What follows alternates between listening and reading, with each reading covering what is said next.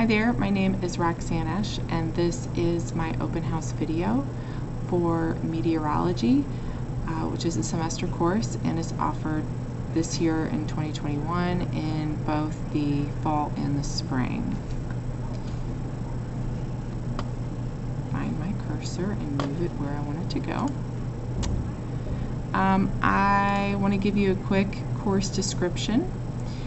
This is essentially an introductory course for juniors and seniors.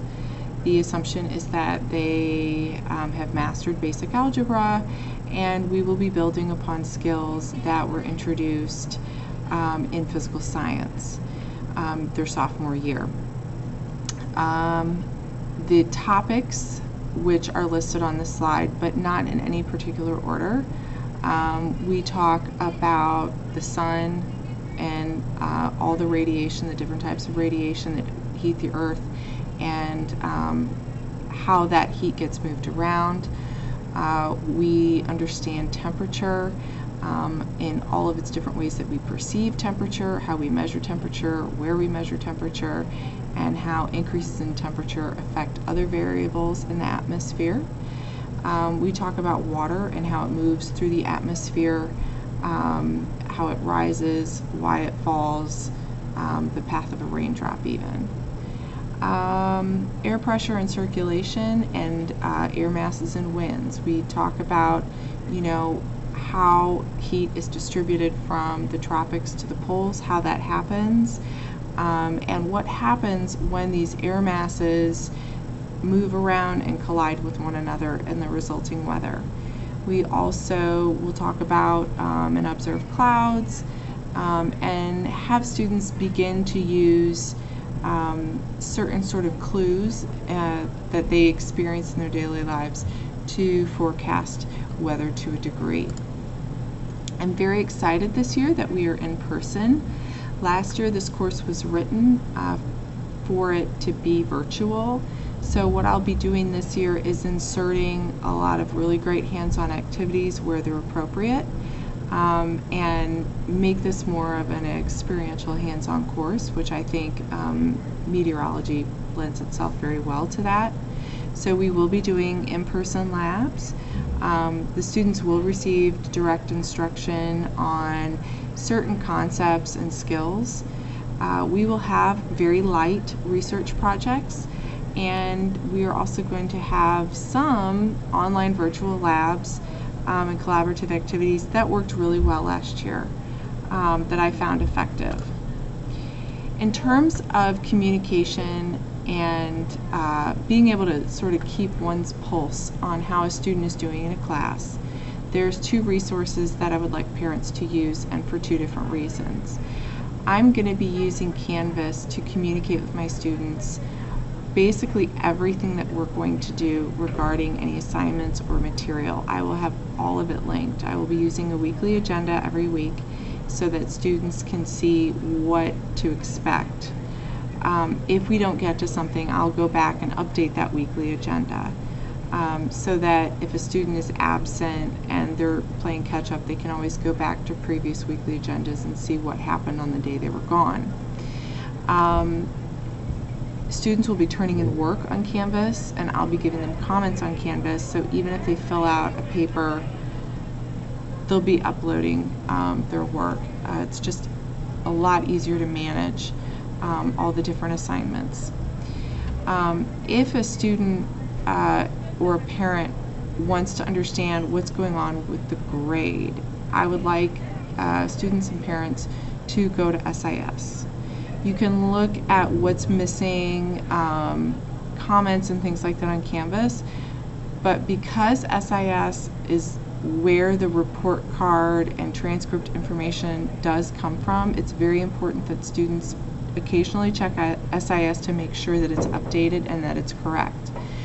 The two programs are linked, however, it is possible to make mistakes, as I'm sure many of you may have experienced occasionally last year.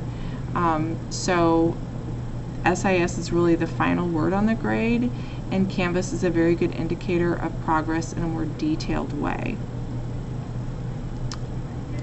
Real quick, I'd like to talk about grading. we're going to use the normal, 190A, 90 to 80B grade scale. We're going to have tests and quizzes that are going to make up 40% of the grade, and the other 60% is divided between labs and projects, which are sort of larger activities, and then, and I should say larger and higher level thinking activities. Classwork is 20%, and the final is 15%. It is a semester comprehensive final. One other thing that I would like students and parental units to know is that I will be accepting late work. Through the end of a unit, students can still receive full credit for an assignment turned in late. I understand that a lot of kids work, a lot of kids are involved in sports, things come up and life happens, and I don't want students to stress out. I want them to learn. And so if they're able to get all their work in by the end of the unit test, as far as I'm concerned, that's totally okay. Now, I have reminded students, please try to be on time, because I really like it when assignments are turned in on time, and they'll have plenty of time in class. But I think that this flexible approach will benefit everyone.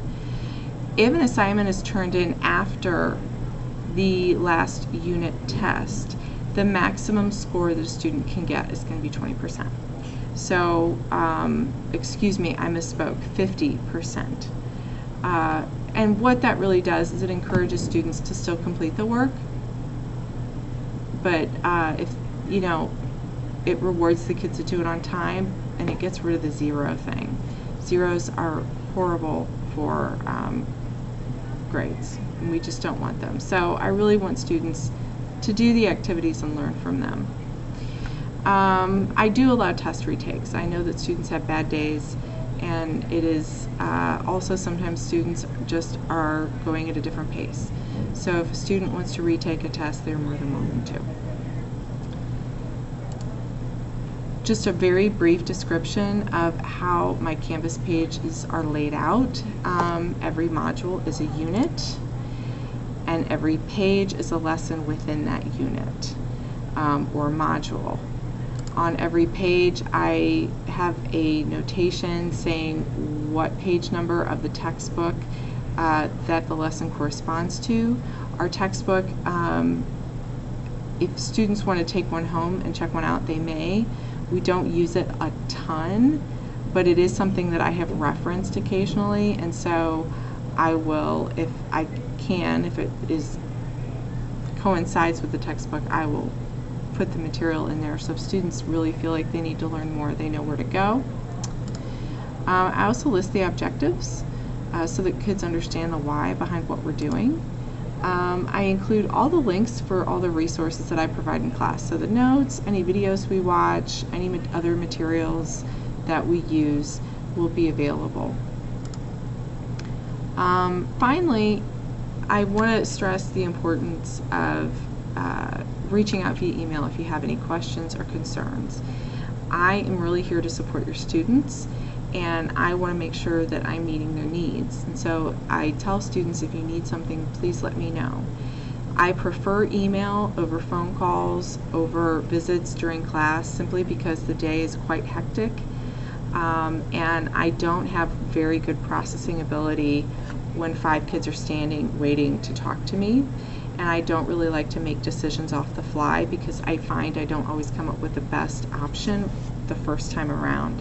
So sometimes a student will come talk to me, I'll try to write a note of it, and I'll say, okay, I'll get back to you later, or I'll ask them, okay, can you remind me in an email, or just send me an email.